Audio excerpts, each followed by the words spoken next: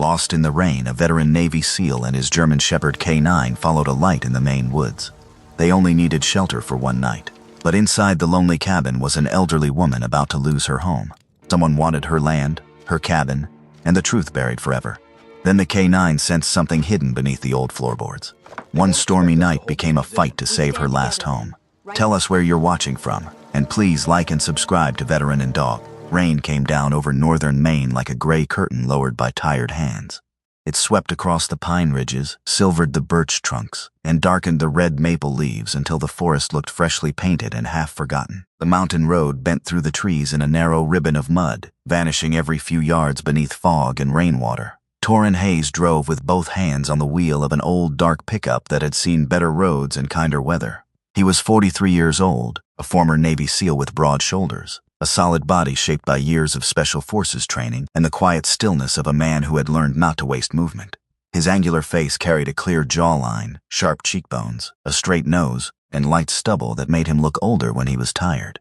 His deep gray-blue eyes watched the road as if every bend might hide a threat. His tan skin and short dark brown military haircut, silvering early at the temples, gave him the appearance of a man built for hard places and worse memories. He wore the same clothes he wore almost everywhere now. A slightly worn olive field jacket, a red and dark blue plaid shirt beneath it, dark blue cargo pants, brown leather boots scuffed by years of use, and an old military watch on his left wrist. Beside him in the passenger seat, Alder sat upright. Alder was a 7-year-old male German Shepherd K9, lean and muscular, with a short, thick black and tan coat, a dark saddle across his back, a black face and ears, warm tan legs, and a muzzle touched lightly with gray. His deep amber eyes never truly rested. They moved from the windshield to the side mirror, from the trees to Torrin's hands, reading the world in scents, sounds, and small changes humans usually missed. Around his neck was a sturdy black leather collar with a scratched metal K9 tag that clicked softly whenever the truck bounced. Torrin had left the timber yard less than an hour earlier. The job had lasted 3 days. 3 days of standing near stacked lumber, checking gates, watching trucks roll in and out. 3 days of diesel fumes, chains rattling, men shouting over machinery, and radio static cracking from the foreman's belt. It should have been easy work, honest work, quiet enough for most men, but on the third afternoon a circular saw screamed through a wet beam, and the sound became something else inside Torrin's head. Not Maine, not rain, not timber. For one breath, he was back under a white sun with dust in his mouth and a voice breaking through a radio, calling his name from a place he could not reach. He had walked away before anyone saw his hands shake. He told himself he was only leaving a job that did not fit. He told himself he preferred back roads because towns made too much noise. He told himself many things. Alder had said nothing, of course. But the dog had watched him with those steady amber eyes, and sometimes that was worse than being questioned. The rain thickened. A warning sign leaned crookedly beside the road, half hidden by wet brush. Torrin slowed the truck. Ahead, a small wooden bridge crossed a swollen creek. Water rushed over one side, brown and angry, carrying broken twigs and foam. Not worth it, Torrin muttered. He shifted into reverse, but the rear tires spun in mud. The truck slid sideways, bumped hard, and died with a cough that sounded almost embarrassed. Torrin tried the ignition twice. Nothing. He sat still for a moment, listening to raindrum on the roof. "Of course," he said. Alder turned his head. "Don't look at me like that. You wanted fresh air." The dog blinked once, unimpressed. Torrin checked his phone, no signal. 12% battery. The GPS map showed a useless blue dot floating somewhere inside a green wilderness. He leaned back, exhaled slowly, and studied the trees. A younger man might have panicked. Torrin did not. Panic was a luxury he had never been good at. He had a pack behind the seat, a poncho, a knife, a lighter, a small first aid kit, 2 protein bars, and enough training to make one wet night in the woods survivable. But survival was not the same as rest. That was the part nobody taught you. A man could survive deserts, gunfire, winter oceans, and nights without sleep. Then one ordinary afternoon, a radio crackled in the wrong tone, and his own chest became the battlefield. Torrin opened the door. Rain hit him cold and hard. Alder jumped down after him, paws landing in the mud with controlled strength. Torrin clipped on the black tactical leash, shouldered his pack, and looked back toward the road they had come from. "We head south," he said. "Find the main road." Alder did not move. The dog stood very still, head turned toward the dense forest east of the road. His ears lifted, his nostrils widened, his body lowered by an inch, not in fear but in focus. Torrin watched him. "What is it?" Alder pulled once toward the trees. "No." The dog pulled again. Torrin's jaw tightened. "Alder, heel." Alder obeyed halfway. He stepped close, but his head remained fixed toward the forest, every muscle alert. That was when Torrin heard it. Not clearly, Not enough for a normal man to trust. A thin metallic tapping somewhere beyond the rain. Irregular, soft, like a chain striking glass. Alder heard it better. Or smelled what came with it. Smoke. Wood smoke, faint as a memory, threaded through wet pine and mud. Torin looked into the trees. There was no driveway, no visible roofline, no sign of another human being. Just a narrow animal trail twisting between moss-covered stones and white birch trunks. "We don't know what's out there," he said. Alder looked back at him, and for a moment, Torin remembered a night years ago when the dog had refused to enter an alley overseas, planting his paws exactly like this. 3 minutes later, a hidden wire had been found across the entrance. Every time Alder had been this stubborn, there had been a reason. Torin rubbed rain from his face. "Fine," he whispered. "But if this is a porcupine, I'm telling everyone you lost your edge." Alder moved immediately. They left the road behind. The forest accepted them in silence. Rain softened the ground beneath their boots and paws. Ferns brushed Torin's knees. Birch bark shone pale in the fading light, and red maple leaves clung to branches like small stubborn flames refusing to surrender to the storm.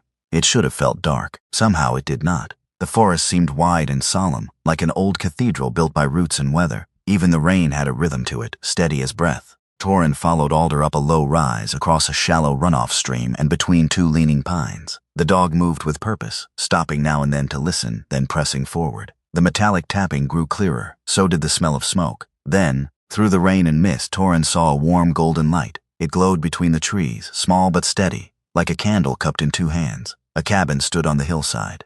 It was old, built of dark weathered logs with a stone chimney and a wide front porch. A lantern hung from a beam near the door, swinging slightly in the wind. Each time it moved, its metal frame tapped against the hook.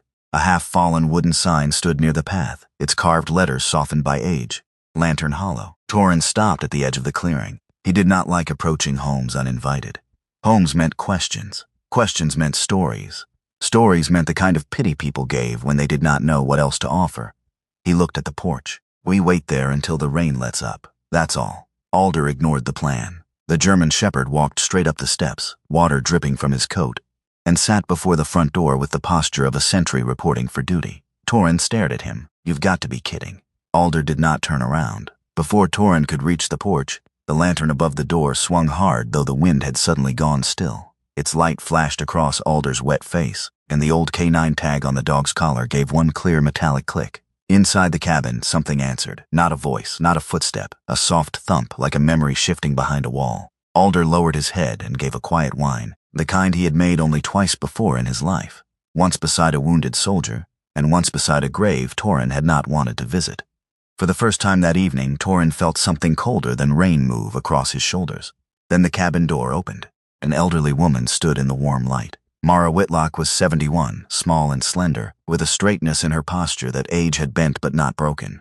Her gray-silver hair was tied in a low, neat bun at the nape of her neck, with a few loose strands resting near her temples. Her face was softly wrinkled, her pale blue eyes kind but carrying a sadness so deep it seemed to have learned patience. She wore a thick cream cardigan over a pale gray-blue dress, a light brown apron tied at her waist, soft brown leather flats, and a small necklace with an old lantern charm resting against her chest. Her hands, thin and veined, held the edge of the door. They trembled slightly, not from fear but from age, or perhaps from the sight of the dog on her porch. Torin straightened. He knew what he looked like. A large, wet stranger with a military bearing standing in the rain at the door of a woman who lived alone. "Mom," he said, keeping his voice low, "sorry to bother you. Truck died near the bridge.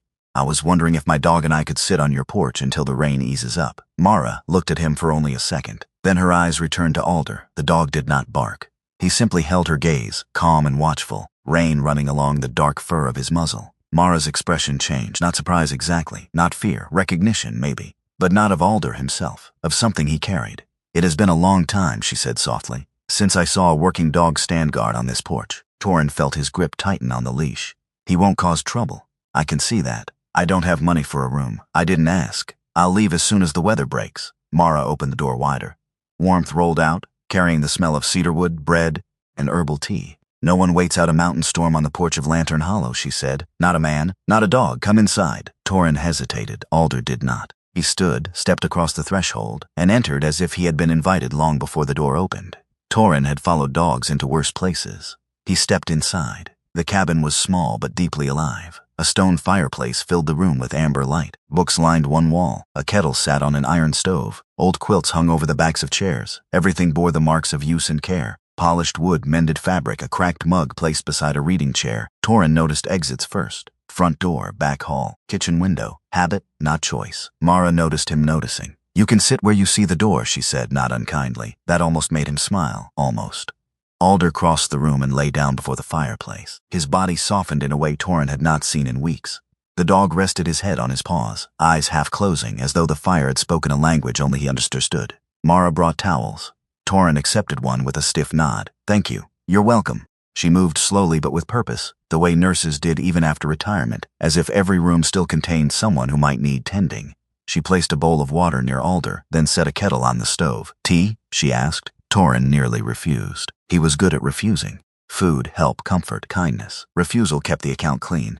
But the rain beat against the roof, and Alder was already drinking from the bowl. "Yes, Mom," he said. While Mara prepared tea, Torin's gaze moved to the mantel. There were photographs there, carefully dusted. One showed Mara younger, standing outside a small clinic in a white nurse's uniform, her smile bright and unguarded. Another showed a tall man in an old ranger jacket, lean and sun-browned, with one arm around her shoulders. A third showed a young man with wind-blown hair and laughing eyes, kneeling beside a German shepherd with a dark face, tan legs, and a rescue harness. Torin stepped closer despite himself. The dog in the photograph was not Alder. Older, broader through the chest, with a white mark near one ear, but the posture was familiar, alert, loyal, planted between danger and the person he loved. Mara followed his gaze. "That was North," she said. "A working dog? Search and rescue." Her voice softened. "He belonged to my son, Jonah." Torin looked at the young man in the photograph. Jonah Whitlock had the open face of someone who still believed courage could bring everyone home. Early 20s, maybe. Strong hands, bright eyes. A smile too alive for an old photograph. Torin knew better than to ask too much. Loss had a shape. Veterans recognized it. So did mothers. "He looks like he was good with him," Torin said. Mara smiled faintly. North obeyed Jonah most of the time. The rest of the time, North obeyed God and expected Jonah to catch up. A dry laugh escaped Torin before he could stop it. Alder lifted one ear from the fireplace. Mara's smile widened, just a little. "Your dog seems familiar with that arrangement." Unfortunately, the room changed then. Not much, just enough. A cabin that had been holding its breath exhaled. Later, after tea and a bowl of soup Torin did not remember agreeing to eat, Mara showed him the old armchair near the front window. "You can sleep there if you like," she said. "It faces the door." Torin nodded. "I appreciate it, I know." That answer unsettled him more than questions would have. Mara banked the fire. Outside, rain continued to fall through the dark forest. Inside, the lantern's light trembled softly across the windows. Torin removed his wet jacket but kept his boots on. He sat in the chair, arms folded, eyes drifting toward the door. Alder lay before the hearth, breathing slow and deep. For a few minutes, Torin allowed himself to believe the night might pass quietly. Then Alder's eyes opened. The dog lifted his head. His ears came forward. Torin sat up at once. "What is it?" Alder rose without a sound and walked to the rug before the fireplace. He lowered his nose to the floorboards and sniffed along one seam. Then he raised one paw and scratched gently. Once, twice. A hollow sound answered beneath the wood. Mara, standing in the hallway with a folded quilt in her arms, went very still. Alder scratched again. The old floorboard gave a soft, empty knock like something hidden below had been waiting a very long time to be heard. Morning came to Lantern Hollow quietly, as if the forest did not want to wake the house too soon. The rain had passed some time before dawn. Thin sunlight slipped through the wet pines and scattered across the windows in pale gold. Outside, every branch held a trembling drop of water. The birches stood white and clean. The red maples shone like embers washed by rain, and the mountain air smelled of cedar, soaked earth, and wood smoke. Torin Hayes woke before the old clock in the kitchen struck 6. He had not meant to sleep. Men like him rarely admitted they needed rest, and even when rest came, it usually arrived armed with old voices. But the chair near the window had held him through the night, and the fire had burned low without dying. His boots were still on. His olive field jacket was folded across the armrest. His old military watch ticked against his wrist like a patient reminder that he had survived another night. Alder lay near the front door, not beside the hearth now, not sprawled in comfort. The German Shepherd K9 had positioned himself across the threshold, his black and tan body stretched like a living barricade. His deep amber eyes opened the moment Torin moved. Torin looked at him and whispered, "Don't start." Alder did not wag his tail. Torin stood slowly, careful not to let the floor creak. The sensible thing was to leave before kindness became a conversation. He could return to the truck, try the engine again, find the main road, disappear into another small town where nobody knew his name and nobody looked at him as if he might still be worth saving. He took one step toward the door. Alder lifted his head. Torrin stopped. "We don't belong here." The dog's ears tilted forward, calm and stubborn. "You heard me." Alder lowered his chin back onto his paws, but he did not move aside. From the kitchen came the gentle sound of a cup being set on wood. "You may as well argue with the stove," Mara Whitlock said. "It listens about as well." Torrin turned. Mara stood in the kitchen doorway holding 2 mugs of coffee. In the morning light, she seemed smaller than she had the night before, but not weaker. Her cream cardigan hung loosely from her narrow shoulders. Her gray-silver hair was pinned in a low bun, and a few wisps had escaped near her temples. The little lantern charm at her throat caught the light when she moved. She did not ask why he was leaving. That was the first mercy of the morning. She simply handed him a mug. Torrin accepted it with both hands.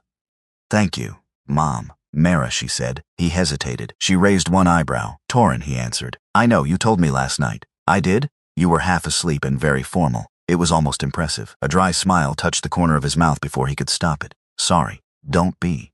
Formal men usually fix things before breakfast. He looked toward the back of the cabin, where the rear door sat crooked in its frame. Mara followed his gaze. "That latch sticks. If you are determined to pay for coffee, you can start there." Fixing a latch was easier than accepting charity, easier than explaining why a grown man had no place he needed to be. So Torrin drank half the coffee, set the mug down, and asked where she kept the tools. By 7, he had repaired the back latch.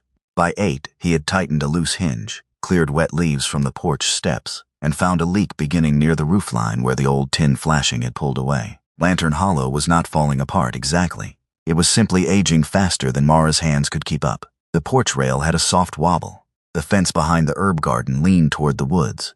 The woodshed door had swollen from moisture. A section of gutter sagged like a tired shoulder. Mara watched from the kitchen window while pretending not to. Alder roamed the yard in slow circles, his nose low, his black leather collar dark against his thick fur. He paused near the tree line several times, not alarmed, but attentive. Every so often he looked back toward the cabin, checking both Torrin and Mara as if they had become part of one patrol.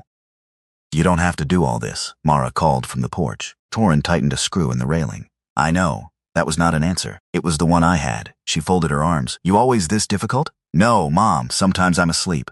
Mara blinked, then laughed. The laugh surprised her. It was small, rusty from disuse, but real. Torrin heard it and looked down at the railing as if the wood had suddenly become important. A laugh could be dangerous. It made a place feel less temporary. After breakfast, the cabin settled into a softer rhythm. Mara poured fresh coffee, sliced warm bread, and moved carefully around the kitchen with the practiced grace of a retired nurse.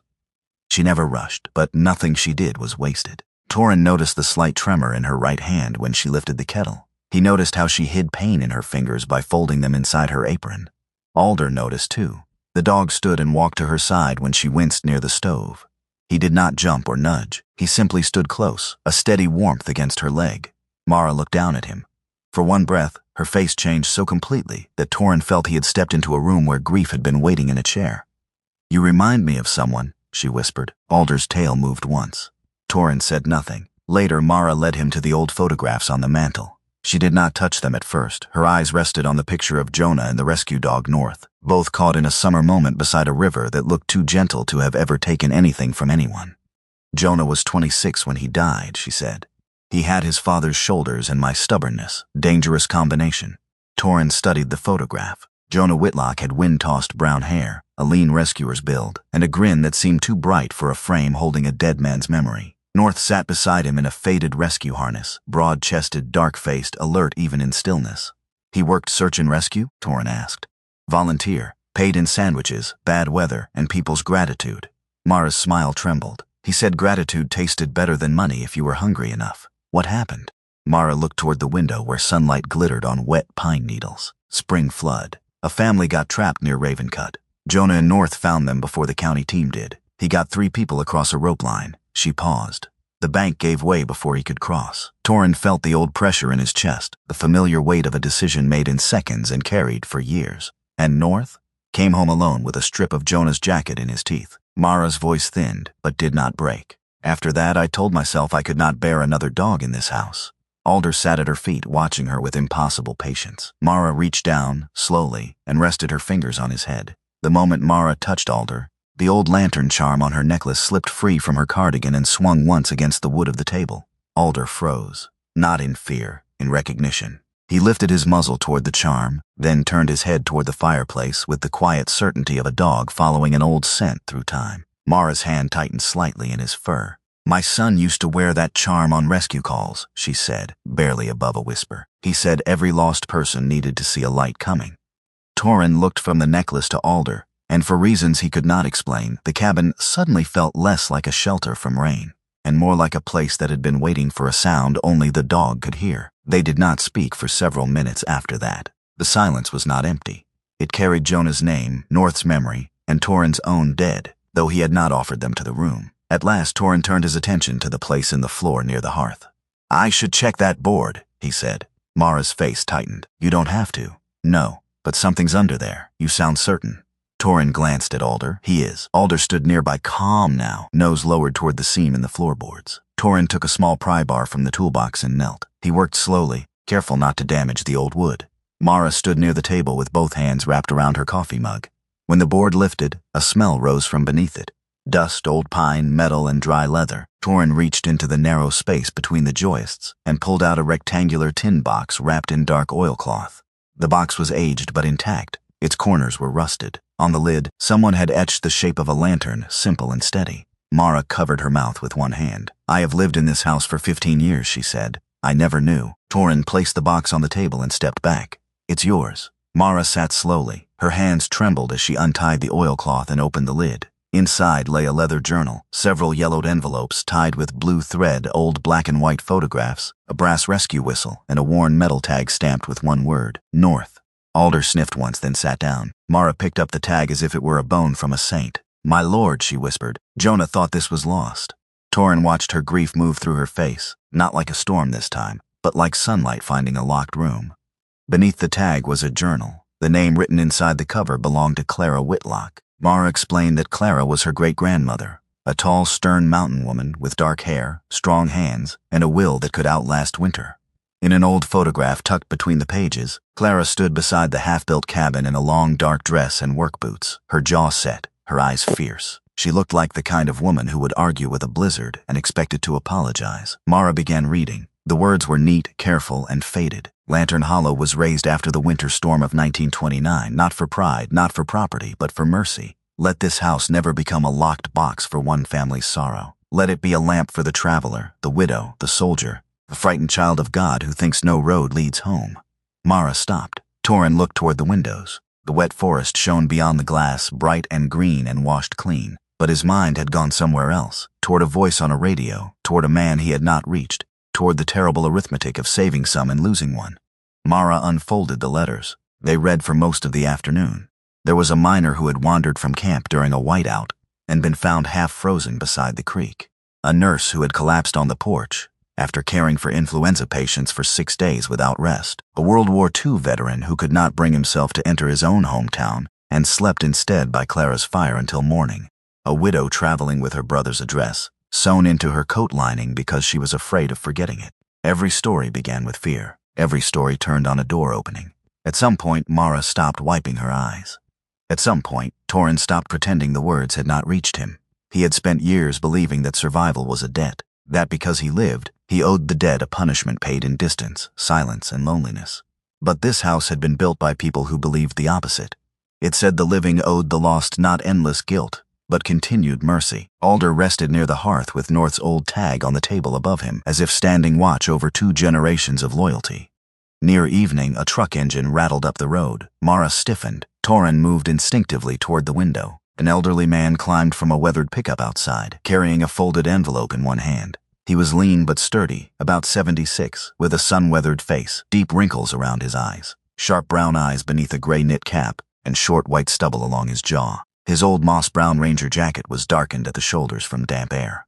A dark green flannel shirt showed beneath it, tucked into faded jeans over forest boots. "That's Eben Pike," Mara said. "Closest neighbor, former ranger. Complains more than the weather, but he usually means well." Eben knocked once, then opened the door halfway. "Mara, you alive in here? Or did that roof finally win?" "I am alive, Eben. Shame. I had $10 riding on the roof." His gaze landed on Torin, then Alder. His humor faded just enough to show caution but not fear. "Well," Eben said, "that's new." Torin nodded once. "Torin Hayes, Eben Pike." The older man looked at Alder. "And that fellow?" Alder. Eben studied the dog's posture and the K9 tag on his collar. Working dog, yes. Good. House could use someone with sense. Mara gave him a look. Did you come all this way to insult my guest? No, that's just a bonus. Eben held up the envelope. County sent another notice. Thought I'd bring it before it sat in your box all weekend. Mara's face changed. It was quick, but Torin saw it. The way her shoulders drew inward, the way her fingers tightened around the edge of the table. I'll look at it later, she said. Eben did not move. Mara. Later. The room fell quiet. Torin looked from Mara to the envelope. Alder stood slowly. Perhaps it was the tension in Mara's breath. Perhaps the sudden bitter smell of fear that humans tried to hide and dogs never missed. The German shepherd crossed to her side and pressed his shoulder gently against her knee. Mara closed her eyes. The envelope slipped slightly in Eben's hand, and Torin saw the red letters stamped across the front. Delinquent property tax notice. Final warning. Outside, the forest glowed in the last clean light after rain. Inside Lantern Hollow, the house that had remembered 100 strangers seemed to hold its breath again. Eben Pike did not sit down when Mara told him to. That alone told Torin Hayes the envelope was worse than the old woman wanted to admit. The former ranger stood near the kitchen table with rain-damp boots planted on the braided rug, his moss-brown jacket hanging loose over a dark green flannel shirt. His face, weathered by 76 Maine winters, carried the kind of discomfort men of his generation tried to disguise as irritation. Mara stood across from him, small and straight in her cream cardigan and pale gray-blue dress, one thin hand resting on the table. Her pale blue eyes had gone distant. Alder remained at her side. The 7-year-old German Shepherd K9 pressed his shoulder gently against Mara's knee, his black and tan coat still faintly smelling of wet pine and hearth smoke. His amber eyes moved from Eben's hand to Mara's face, reading the room with a discipline no human had taught him fully. Some instincts were older than training. Torin looked at the red letters on the envelope. Delinquent property tax notice. Final warning. How bad? Torin asked. Mara turned slightly. It is not your concern. That wasn't the question. Her mouth tightened. Eben sighed, removed his gray knit cap, and rubbed a hand over his thin white hair. Mara, he already saw it. He is a guest. Guests don't usually fix back doors, gutters, and porch rails before lunch. Torin said nothing. Mara looked down, as if the table grain had suddenly become a scripture she could read her way out of. At last she took the envelope from Eben and opened it. The paper trembled once in her hand. It started with the senior tax deferral, Eben said quietly. She qualified for it years ago. Then she was hospitalized that winter. Forms got delayed, county changed software, and suddenly the old deferment didn't renew right. Mara's voice stayed soft. The original amount was not impossible. No, Eben said, but penalties grew teeth. Torin's jaw worked once. Eben continued. Back taxes, interest, survey fees, late processing, legal notices. They've got it over 12,000 now. 12,000, Torin repeated. The number sat in the room like a stone dropped into a well. Mara folded the paper carefully, though her fingers shook. I kept thinking I would catch up. One repair became another. Medicine, heating oil, roof patch. Then the property survey dispute began. Torin looked to Eben. Survey dispute? Eben's expression hardened. Briar Lake Timber and Resorts. He said the name as if it tasted like a rusted nail. Mara closed her eyes briefly. Eben leaned one hand on the chair. They've been buying land around Briar Lake for 3 years, logging roads, lake frontage, old hunting parcels. Folks thought it was just timber at first.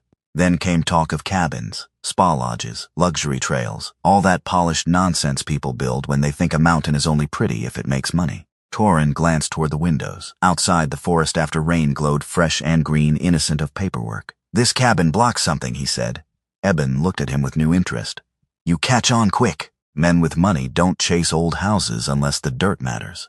That dirt, Eben said, pointing toward the north ridge, is the cleanest access between the lake road and the high trail. Briar Lake owns parcels on both sides. Mara's land sits in the middle like a stone in their boot. Mara's voice was calm but tired. They sent letters saying part of my access road may fall under an old logging easement. From the 1930s, Eben added, seasonal haul rights. Not ownership, not development rights. But the county digitized some old maps wrong, and Briar Lake is leaning on the confusion. Torin felt heat rise in his chest, not from the fire. He knew this kind of enemy. Not a man in a doorway, not a rifle on a ridge. A machine made of signatures, pressure, and polite threats. The sort of thing that broke people slowly, then called it procedure. Who runs it, he asked. Local face is Grant Voss, Eben said. 46, clean shoes in muddy places, dark navy wool coat even when he's pretending to inspect timber. Sharp face, square chin, ash-brown hair slicked back like he is afraid one honest breeze might ruin him. Smiles at widows the way a bank smiles before taking a house. Mara gave him a warning look. What? Eben said. That was me being gentle. Torin turned back to the envelope. And if the money isn't paid, Before the end of spring, Mara said the county can move toward tax foreclosure. The words did not crack. That made them worse.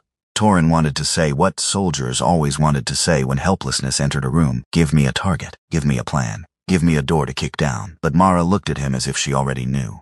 Do not turn this house into a battlefield, she said. It has held enough sorrow. The sentence stopped him. For a second, rain was not rain in his memory. It was dust. Radio static. A man named Reed calling from behind smoke while Torin dragged civilians toward extraction because orders said there was no time to go back. He lowered his eyes. Yes, Mom. Mara, she corrected softly. He nodded once. Mara. The next few days did not feel like a decision. They simply happened. Torin told himself he was staying until the truck could be repaired and the worst of the paperwork was understood. He slept in the chair by the window, boots nearby, one ear always awake. But every morning he found another thing needing hands. A sagging shelf, a loose storm shutter, a split step, a woodshed door swollen crooked by rain. Fixing things kept his mind from circling the old battlefield inside him. Alder began to move through Lantern Hollow as if he had accepted Mara into his unit. When she walked to the porch, he followed 3 paces behind. When her right hand trembled while she counted pills near the kitchen sink, he stood close enough for her to rest her fingers on his head. When a truck passed far down the road, he lifted his ears and positioned himself between Mara and the front door. Mara noticed every bit of it. Sometimes her eyes softened with gratitude. Sometimes they filled with pain.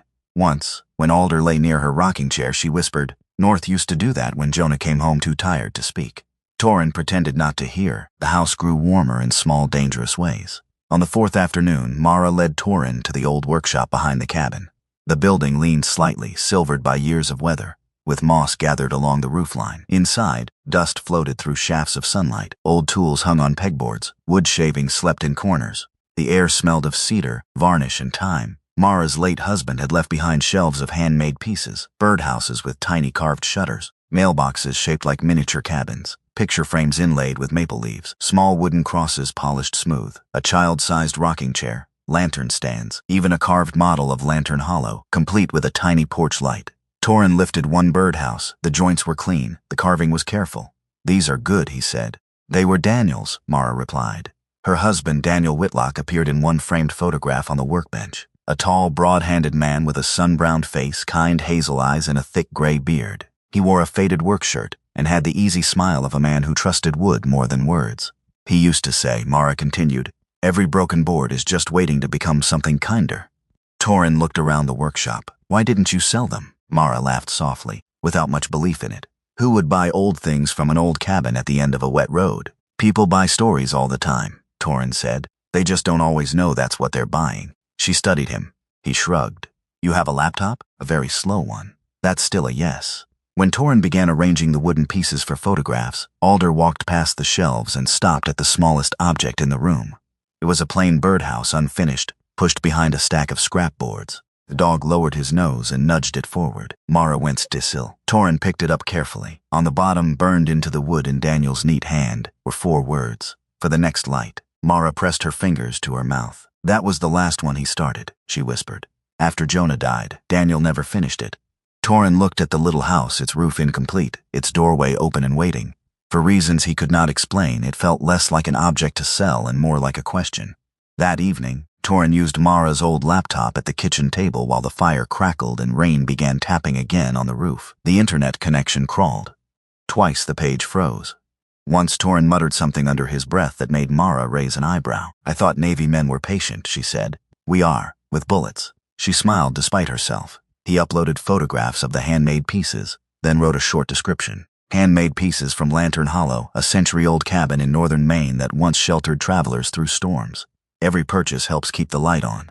Mara read it 3 times. "It sounds too grand," she said. "It sounds true." The first order came the next morning. A picture frame. Then a birdhouse. Then 2 crosses from a woman in Vermont whose grandfather, she wrote, had once spoken of a cabin that gave him soup during a blizzard. Mara stared at the screen as if the small numbers were stars appearing before dusk. By noon, there were 5 orders. By afternoon, Eben arrived carrying coffee so strong it could have negotiated with bears. "I may have mentioned the cabin at Mabel's diner," he admitted. Mara looked at him over her glasses. "Mentioned? Briefly." "How briefly?" "Depends how you define an hour."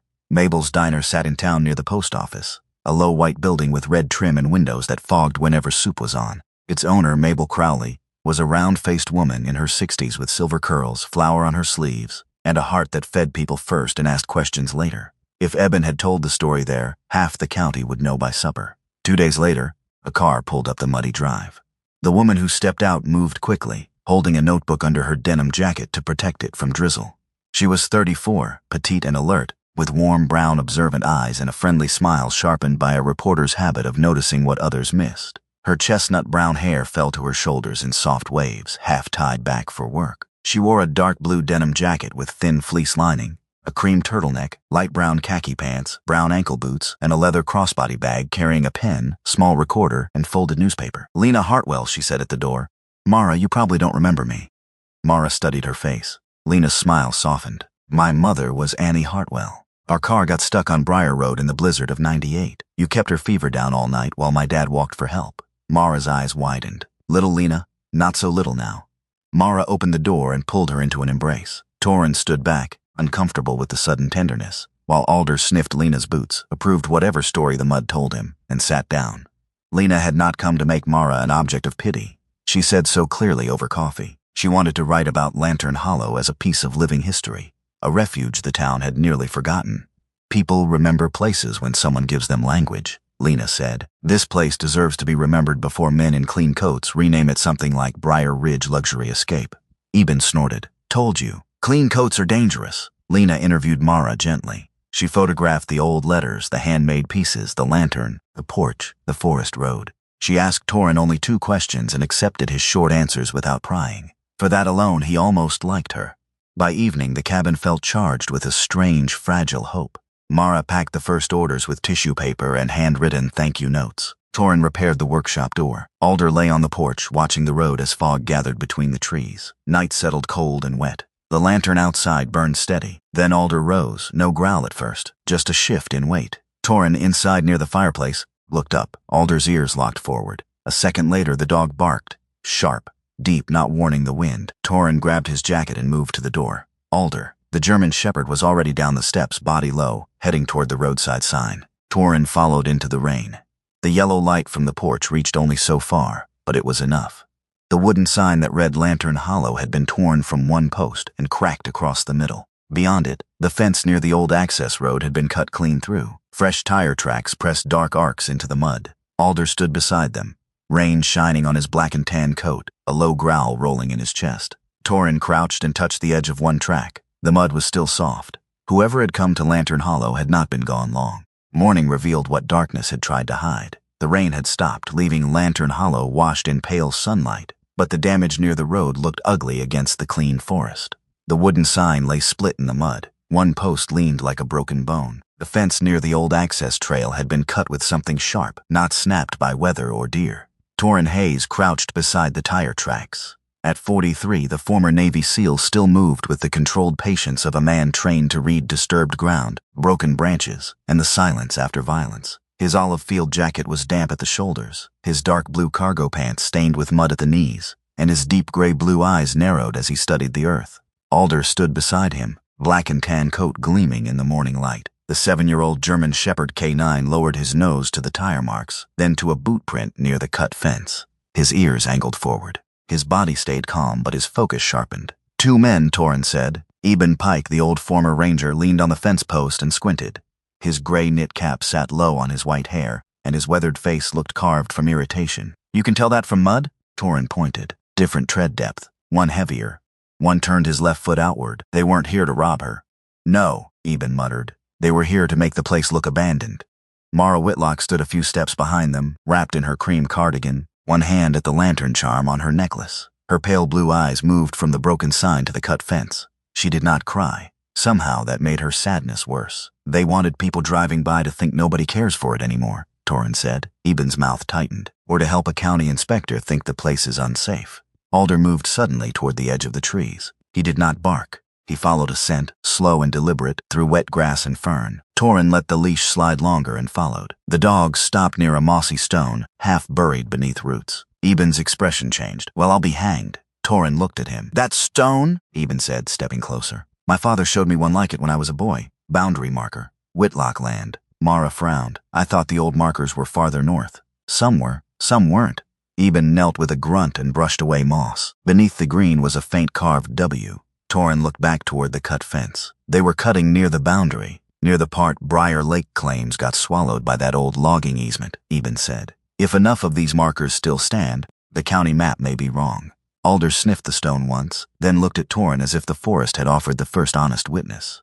By noon, Lena Hartwell's article went live. The title appeared simple and strong. The Cabin That Kept Its Light On. Lena had written with the careful warmth of someone who understood that pity could bruise. She told of Clara Whitlock and the refuge built after the winter storm of 1929. She wrote of Mara, the retired nurse who had lived alone too long. She wrote of Jonah and North, of travelers who had survived blizzards because a door opened, and of a former Navy SEAL and his K9 who had arrived in the rain just as the cabin's own light was in danger. The story moved faster than anyone expected. Orders for Daniel's Woodcrafts doubled before supper, then tripled.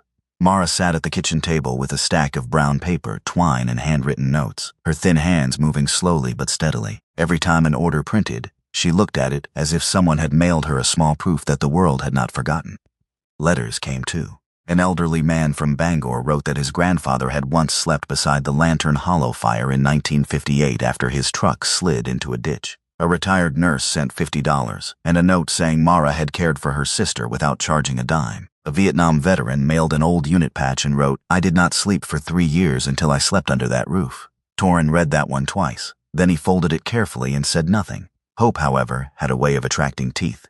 2 days after the article, a rumor began moving through town. It started online under the article, from an account with no real name. Then someone repeated it at the post office, then at Mabel's diner. By afternoon, it had grown legs. The man staying at Lantern Hollow was unstable. He was homeless.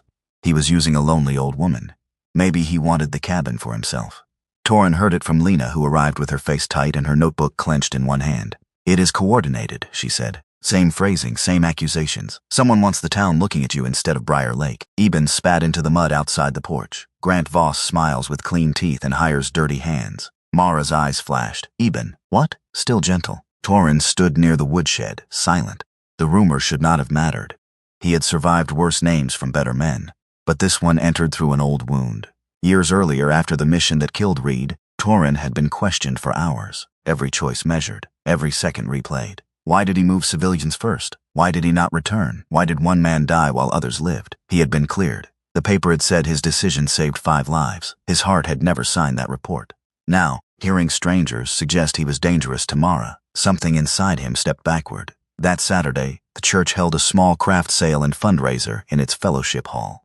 Reverend June Mallory organized the tables herself. She was a short, sturdy woman in her early 60s with silver hair cut close to her head, dark skin warmed by laugh lines, and a voice that could soften a room without losing authority. She wore a navy sweater, a plain wooden cross, and practical black shoes. She had the air of a woman who had buried half the town, baptized the other half, and still believed soup could solve more emergencies than politics. "Lantern Hollow fed my uncle during the ice storm of '79, she told Torin while setting out donation jars. "So today, the church feeds Lantern Hollow." Torin gave a small nod. "Appreciate it. You can appreciate it by carrying that table."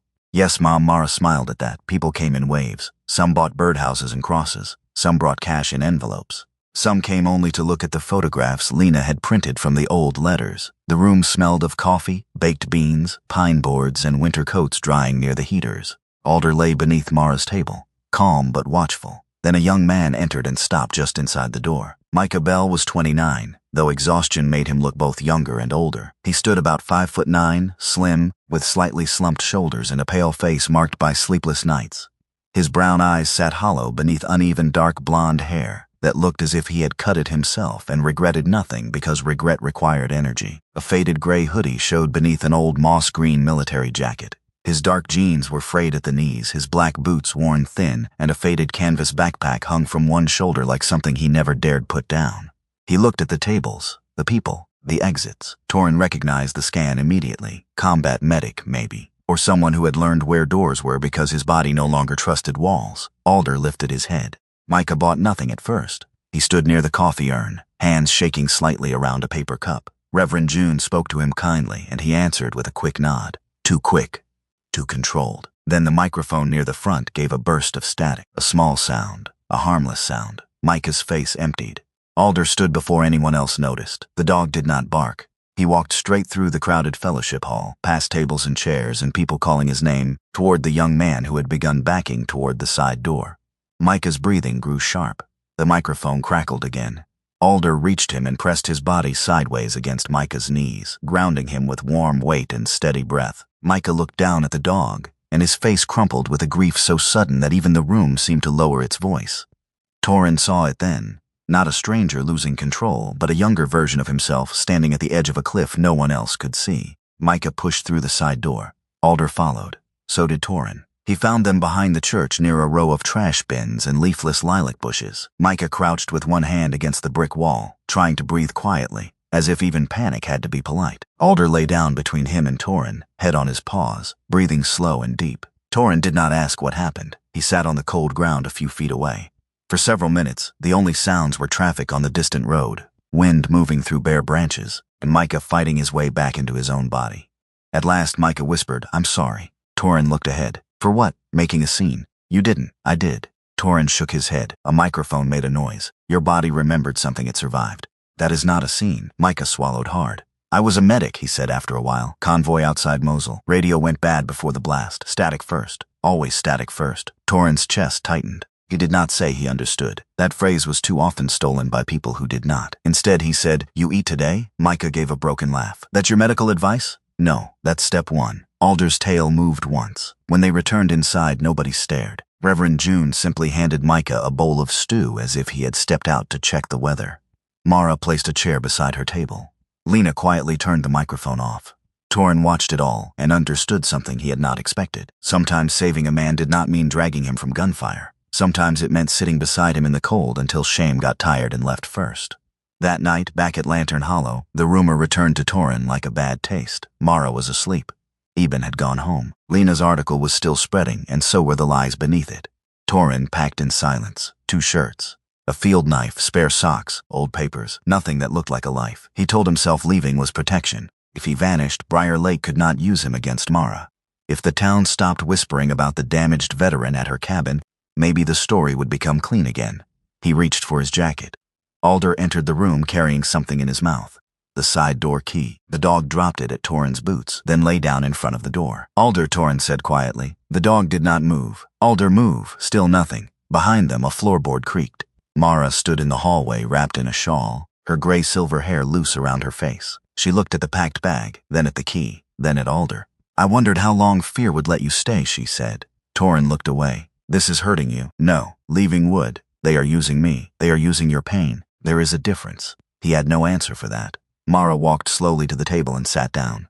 After Jonah died, there was a night in January. Snow so thick the windows went white. Someone knocked on that door. Torin stood still. "I heard it," she said. But North had been gone only 3 weeks, and every sound outside felt like the night my son did not come home. I stood there, frozen. I waited too long. Her voice trembled. The man survived. Eben found him in the shed and brought him in. But I never forgave myself for those minutes. I told myself I was protecting what was left of my heart. Really, I was locking love outside with the cold. Torin looked at her then. Mara's pale blue eyes held his without judgment. "A closed door can make sorrow feel safer," she said, "but it also keeps grace from finding its way back." Alder gave a soft breath at Torin's feet. Mara looked down at the dog and almost smiled. "If you leave because you are afraid of harming me, then you are letting pain decide the kind of man you become." She paused, her voice gentler now. "And I believe Alder is tired of being wise for both of us." The key remained on the floor between them, small and bright in the lamplight. Torin stayed, not because fear had vanished. Fear did not leave a man like smoke through an open window. It settled in the bones. It waited in quiet rooms. It spoke in the voices of the dead when the house grew still. But for the first time in years, someone had seen Torin Hayes standing at the edge of leaving and had not begged, blamed, or judged him. Mara Whitlock had simply held up a lantern to the truth. Running away was not the same as protecting someone. So at sunrise, he unpacked his bag. He did it without ceremony, placing 2 folded shirts back into the small corner Mara had cleared for him near the hall closet. Alder watched from the rug, his black and tan body stretched beside the door, his amber eyes calm with the satisfaction of a soldier whose stubbornness had won the battle without firing a shot.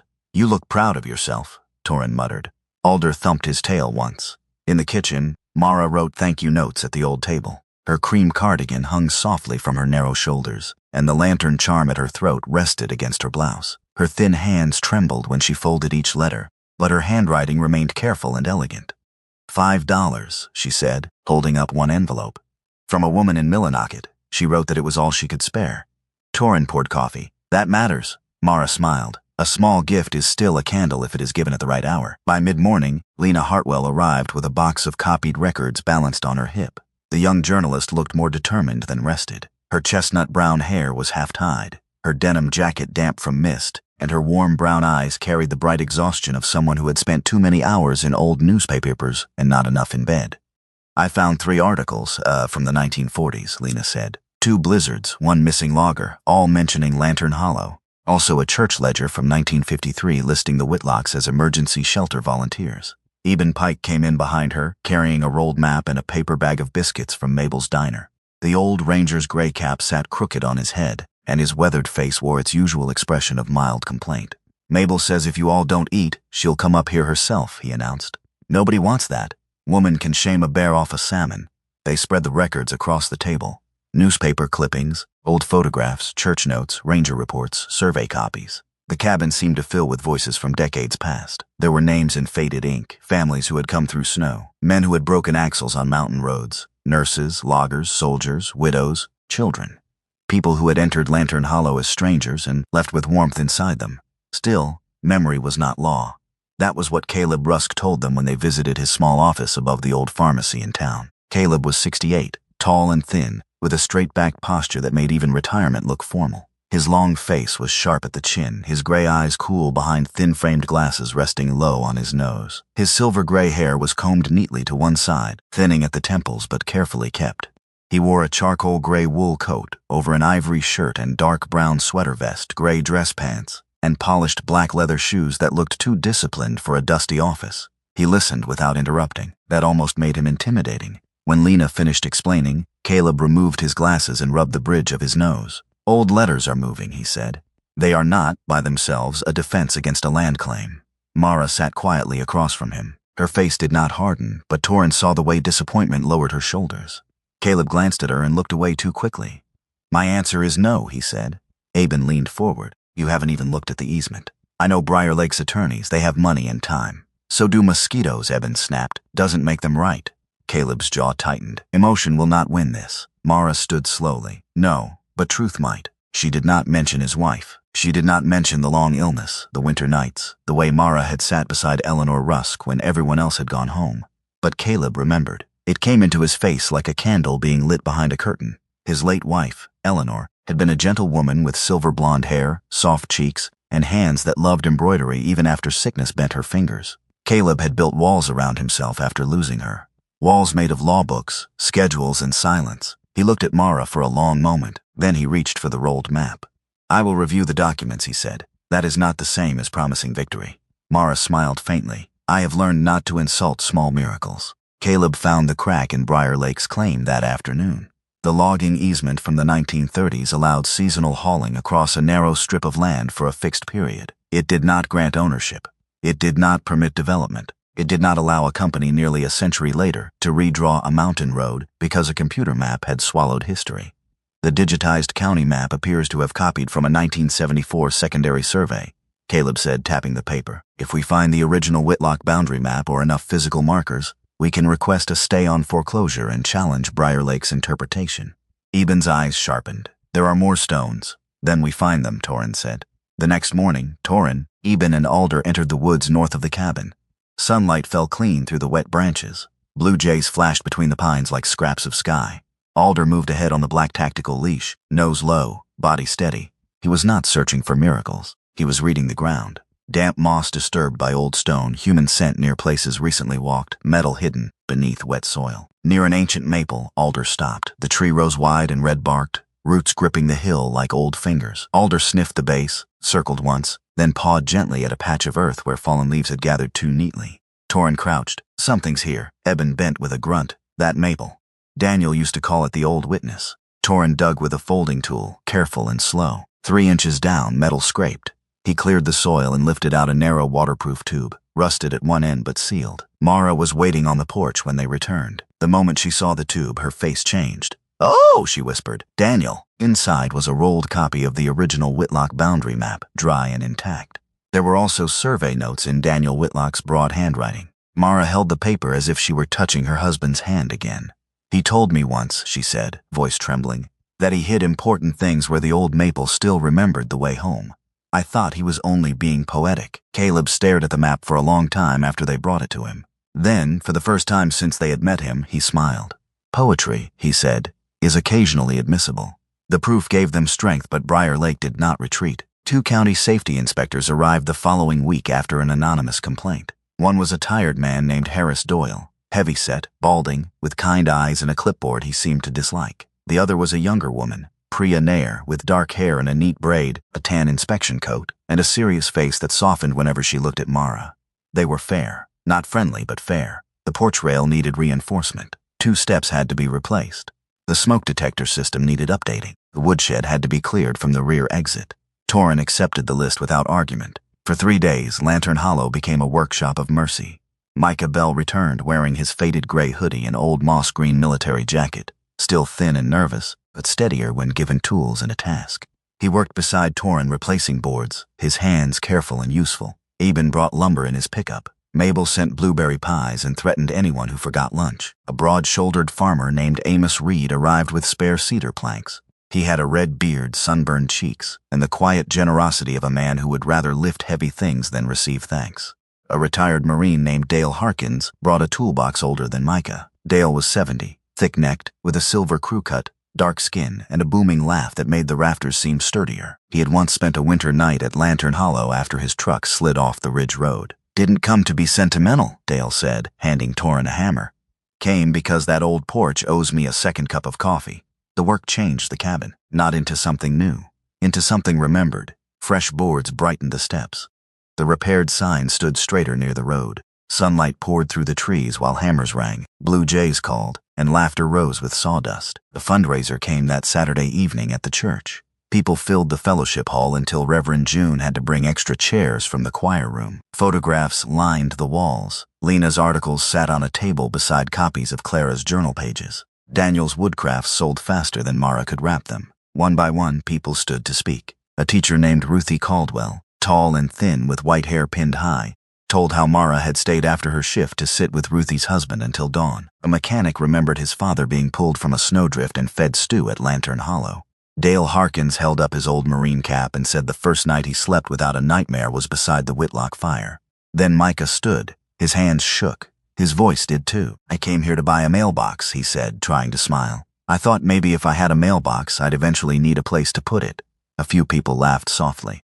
Micah looked toward Torrin, then Alder. "This was the first place that didn't ask me what was wrong with me. They asked if I had eaten." His voice broke. "Sometimes that is the first doorway back." Silence held the room. Torrin looked down. Then Reverend June called his name. He almost refused. His body already had the old instructions. Stay back, observe, never become the center of fire.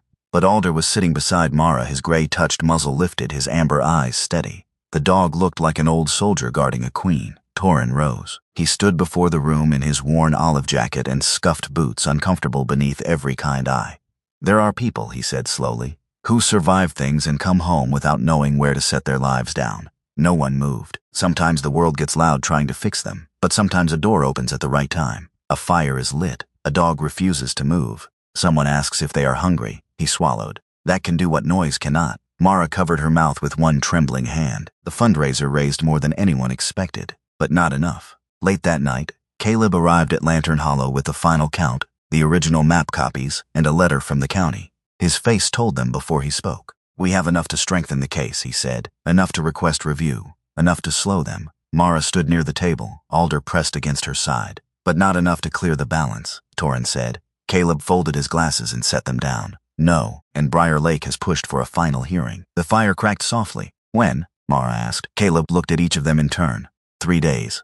Outside, the repaired lantern glowed over the porch, bright against the dark trees. Inside, no one spoke for a long while, because hope had come close enough to touch, but not close enough to save the cabin yet.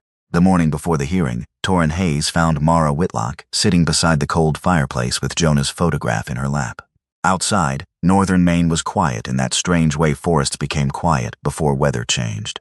The pine branches barely moved. The birches stood pale and still. The sky above Lantern Hollow had the color of unpolished steel. Torin had been awake since before dawn. He wore his slightly worn olive field jacket, red and dark blue plaid shirt, dark blue cargo pants, brown leather boots, and the old military watch on his left wrist. He had shaved only enough to keep the light stubble neat.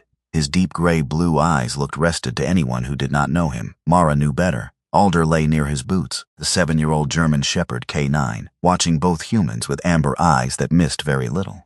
His black and tan coat caught the firelight, his gray-touched muzzle resting on his paws, his scratched metal K9 tagged quiet against the black leather collar. Mara looked up. Her pale blue eyes were tired but steady. "You are walking like a man carrying a room full of ghosts," she said. Torin almost smiled. "That obvious? To a nurse?" "Yes." He sat across from her. For a while, neither spoke. The cabin held the silence gently. Then Torin told her the truth.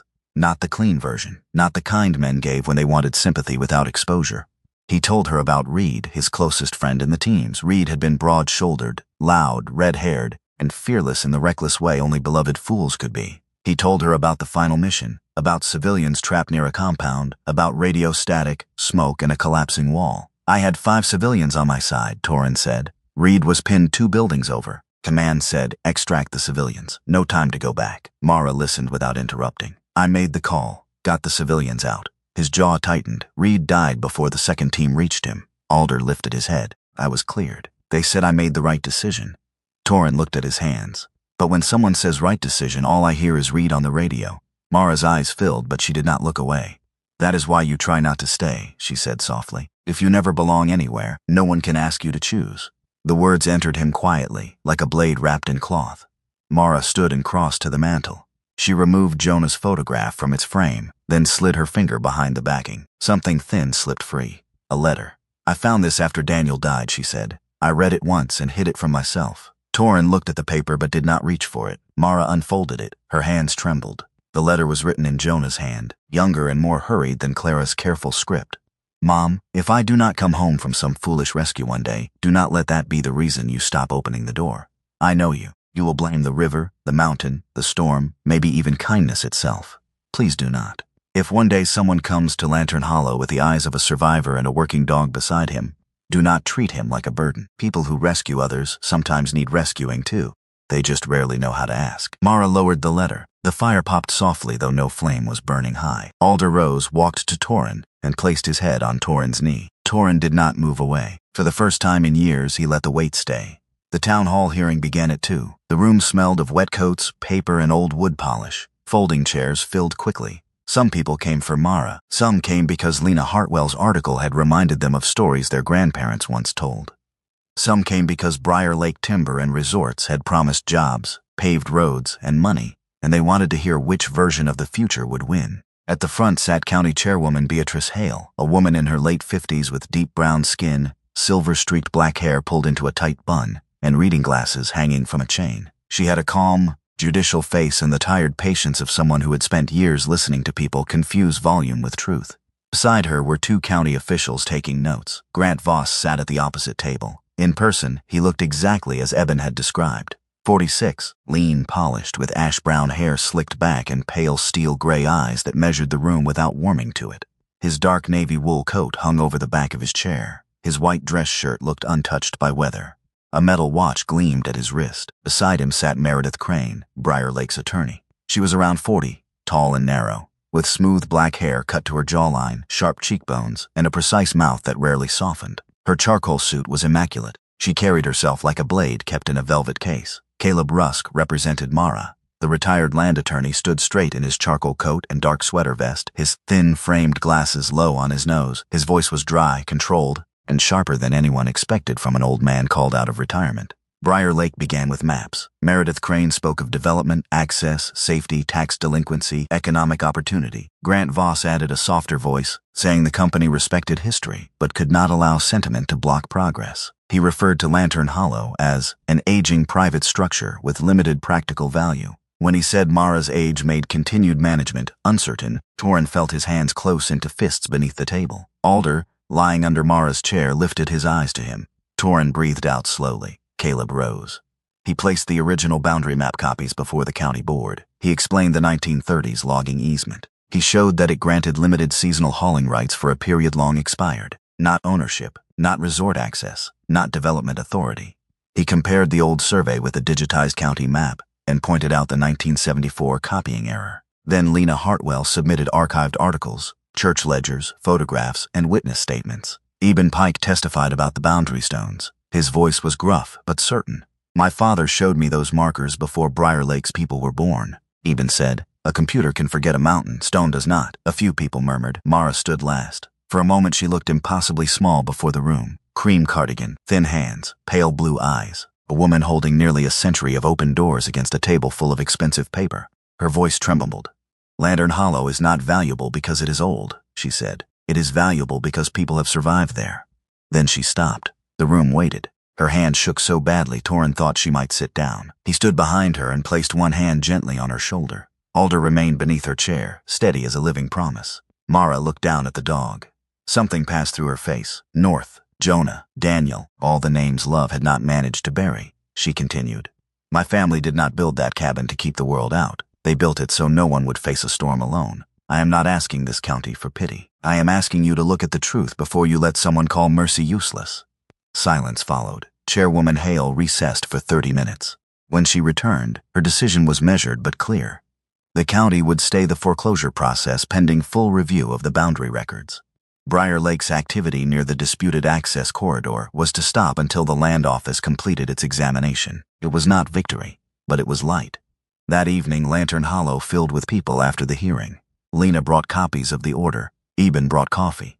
Micah Bell came with fresh bandages for Mara's scraped knuckles from gripping the podium too hard. Then the second storm arrived. Wind struck first, hard enough to rattle the repaired windows. Rain followed, cold and slanting, turning the mountain road black. By 8 o'clock, water was running in silver lines down the porch steps. Eben's old Ranger radio crackled on the table. At first, it was only static. Torin's body tightened. Alder stood before the words came through. "Ambulance off, Raven Cut, elderly patient aboard, driver injured, no cell service, need assistance." The signal broke. Mara was already moving. Her nurse's hands, though trembling, became certain. "Blankets, hot water, first aid kit. Micah, check the emergency bag." Micah's tired brown eyes widened, but he nodded. "Yes, Mom." Eben grabbed his keys. "Truck's got a winch." Torin clipped the black tactical leash to Alder's collar. "Alder, track." The dog went to the door and barked once, sharp and final. The forest outside was chaos. Rain slapped Torin's face. Mud pulled at his boots. Eben knew the old road. Micah carried the medical bag, and Alder led them through darkness with his nose low, ears forward, body reading the storm as if it were a map. They found the ambulance tilted near the edge of Raven Cut, its rear wheels sunk deep, headlights cutting weakly through rain. The driver, a woman named Rosa Delgado, was trapped against the wheel. She was in her mid-30s, compact and strong, with olive-brown skin, dark hair pulled into a wet braid, and a cut across her forehead. Even injured, her voice stayed firm. "Patient in back," she called. "Mr. Sloan, heart condition, keep him warm." In the rear, Edwin Sloan lay pale beneath emergency blankets. He was 82, thin and white-haired, with a farmer's large hands and frightened blue eyes that tried hard to be brave. Torin moved to secure a line. "Eben, anchor the winch to that pine.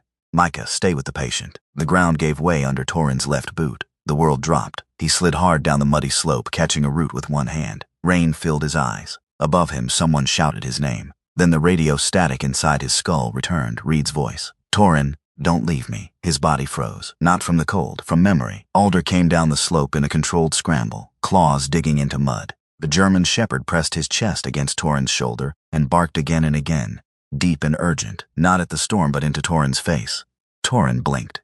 Alder grabbed the loose safety rope in his teeth and dragged it toward Eben's voice above. "Torin!" Micah shouted. "Hold the line!" The command reached him. This time he did not hear only Reed. He heard the living. Torin wrapped the rope around his forearm. Eben and Micah pulled. Alder braced against the slope, growling with effort, not strong enough to lift a man alone, but steady enough to keep the rope from sliding back. They hauled Torin up. Then they hauled Rosa out. Then they carried Edwin Sloan through rain, mud, and fear toward the cabin light. When they reached Lantern Hollow, the porch lantern burned gold against the storm. Mara opened the door before they knocked. She stood framed by firelight, small, gray-haired, and unshaken. "Bring them in," she said. Torin looked past her into the cabin, filling with blankets, steam, trembling hands, and warmth. And at last he understood. This was why the lantern had to live. Lantern Hollow became a rescue station before midnight. Rain battered the windows, wind shoved at the old porch like a furious shoulder, and muddy boots crossed Mara Whitlock's floor in a trail of fear and urgency. Yet inside the cabin, the fire held. The lantern over the porch burned gold. and Mara, 71 years old with trembling hands and tired, pale blue eyes, moved through the room like the nurse she had never truly stopped being. "Micah, pressure bandage," she said. Micah Bell, the young former combat medic with hollow brown eyes and a faded gray hoodie beneath his old moss-green military jacket, obeyed at once. His hands shook, but only until they touched the wound on Rosa Delgado's forehead. Then training steadied him. Rosa, the ambulance driver, sat in a kitchen chair with a blanket around her shoulders. She was compact and strong, olive-brown skin pale from shock, her wet black braid hanging over one shoulder. Even injured, she kept asking about her patient. "Mr. Sloan," she murmured. "Check him again." "We are," Mara said gently, "and you are going to sit still before I tie you to that chair with my best dish towel." Rosa gave a weak laugh. Near the hearth, Edwin Sloan lay wrapped in quilts. He was 82, thin, white-haired, with large farmer's hands folded over his chest and frightened blue eyes that kept finding the fire. Alder lay beside him, the old K9 tag on his collar glinting in the light. The German shepherd's black and tan body stayed close enough for Edwin's trembling hand to rest on his shoulder. Torrin Hayes moved through the cabin without asking where he fit. That was new. He fed the fire, checked the doors, dried the radio, carried water, and spoke through Eben Pike's old Ranger set to Edwin's daughter, who was trapped on the far side of a washed-out road. "He's warm," Torrin told her. "He's talking. Mara has him. The ambulance driver is conscious. Help can reach us after daybreak." There was a broken sob through the static. "Thank you," the woman said. Torrin looked across the room. Mara was adjusting Edwin's blanket. Micah was taping Rosa's bandage. Eben stood near the stove in his moss-brown ranger jacket, making coffee strong enough to revive the dead and possibly frighten them afterward. Torrin answered softly. Lantern Hollow did what it was built to do. For the first time in many years, the sentence did not feel like something meant for other people. It felt like something he belonged inside. By morning, the storm had passed. Sunlight broke over northern Maine with almost indecent beauty, as if the night had never clawed at the roof. The pines glittered silver. Water dripped from birch branches in bright beads. The red maples beyond the cabin held their wet leaves like small flags raised after a battle. County Rescue reached them after 8. Rosa was taken to the hospital for stitches. Edwin Sloan insisted on shaking Mara's hand before they carried him out. "My father spoke of this place," he whispered. "Said a cabin light once kept him from freezing on Briar Road."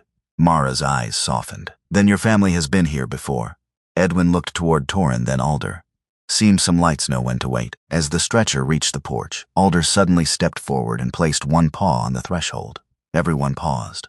The dog was not blocking the way. He was standing exactly between the storm-wet world and the warm room behind him, as if marking the line every lost soul crossed when fear finally gave way to mercy. Edwin Sloan lifted his shaking hand from beneath the blanket and touched Alder's gray-touched muzzle. "My father used to say," Edwin whispered, "that God sometimes sends the rescue before a man knows he is lost." Torrin looked at Alder. The German shepherd did not move. He only held his post calm and certain, while sunlight washed the porch gold. The story of the ambulance rescue traveled faster than any legal notice ever had. By afternoon, people in town were talking about how Lantern Hollow had taken in the injured when the roads failed. By evening, Lena Hartwell had written a follow-up article. Not dramatic, not sentimental, simply true. She described Mara's kitchen becoming an emergency room, Micah finding steadiness in service, Eben's old radio saving precious minutes, and a former Navy SEAL with his K9 leading help through the storm. Briar Lake Timber and Resorts had called Lantern Hollow impractical. The mountain had answered differently. A few weeks later, the county issued its final decision. The boundary map Daniel Whitlock had hidden beneath the old maple was accepted as consistent with the original survey. Eben's stone markers were confirmed. The 1930s logging easement was recognized as expired and limited, not a development right. The foreclosure process was canceled after the community fund paid the tax balance, penalties, and legal fees. Lantern Hollow was officially recorded as a historic mountain refuge site. Grant Voss and Briar Lake were ordered to stop activity near the disputed corridor. Mara read the letter twice at the kitchen table. Then she folded it carefully and cried without covering her face. Torrin did not speak. He simply placed a cup of tea beside her. Alder rested his head on her knee. Victory did not make the cabin grand. It made it busier.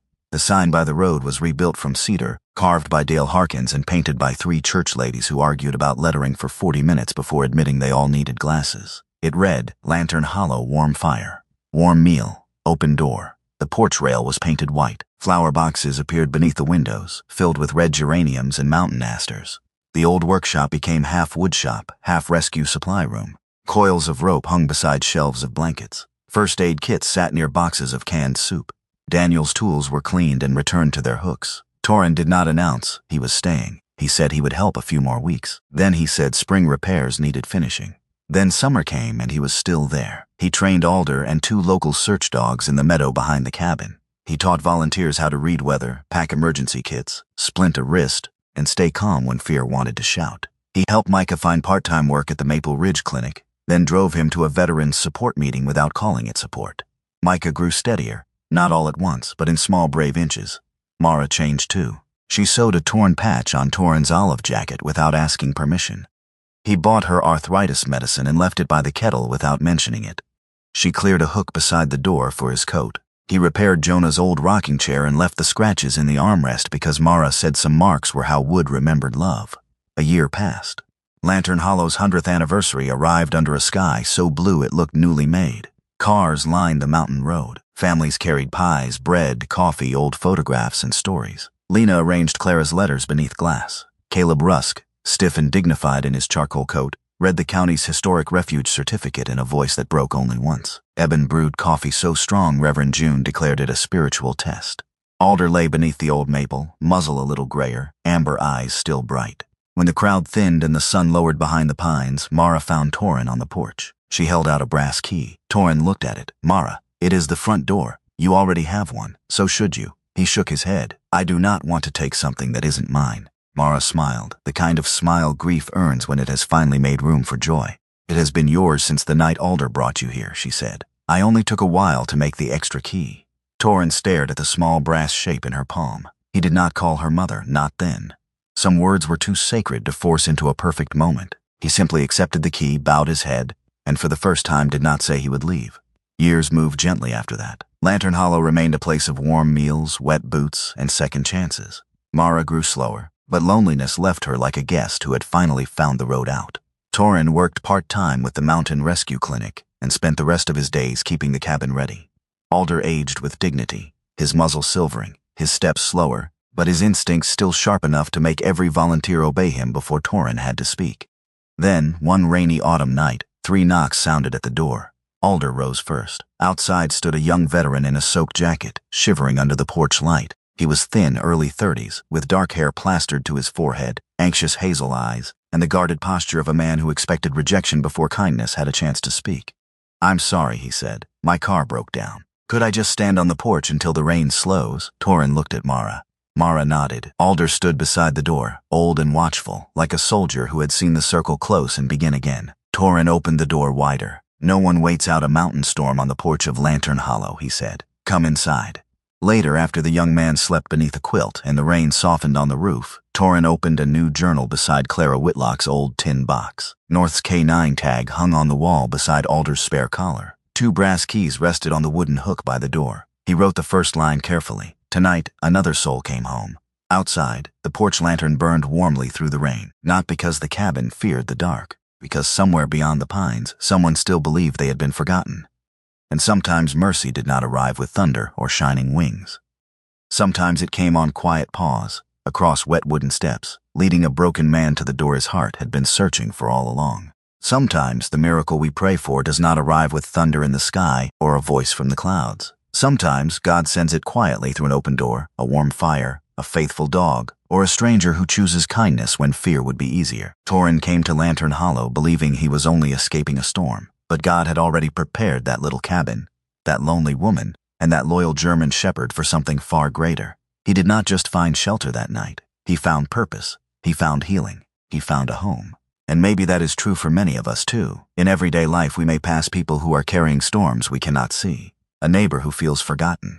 A veteran who is still fighting battles no one hears. An elderly person sitting alone behind a quiet window. A stranger who needs one kind word more than we will ever know. We may not be able to change the whole world, but we can keep one light burning. We can open one door. We can offer one meal, one prayer, one moment of mercy. Sometimes, that is exactly how God begins a miracle. If this story touched your heart, please share it with someone who needs to be reminded that they are not forgotten. Leave a comment below and tell us where you are watching from, or share the name of someone whose kindness once became a light in your life. And if you believe in stories of loyalty, healing, faith, and second chances, please subscribe to Veteran and Dog so you do not miss the next story. May God bless you, protect your family, comfort your heart, and place a light on your path whenever the road feels dark. May he remind you that no storm lasts forever, and no soul is ever beyond the reach of his love. Thank you for watching.